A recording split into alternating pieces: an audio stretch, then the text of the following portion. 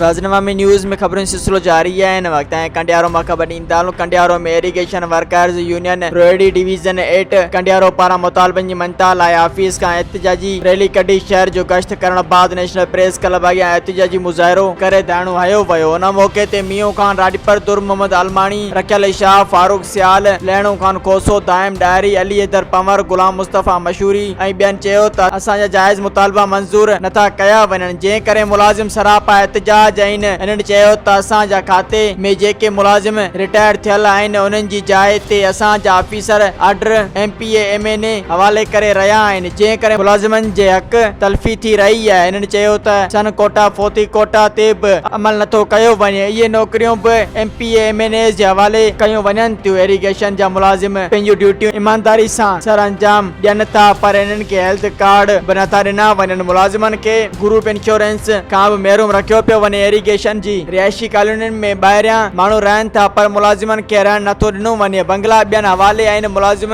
सरापा एहतजाज बणियल आहिनि। हिननि मुतालबो कयो त संदन जाइज़ मुतालबा मंजूर करे मुलाज़िमनि मां बेचैनी ख़त्म कई वञे। मज़ीद खबरों और तफसीलात के लिए विजिट करें हमारी वेबसाइट www.awamiNewsHD.com।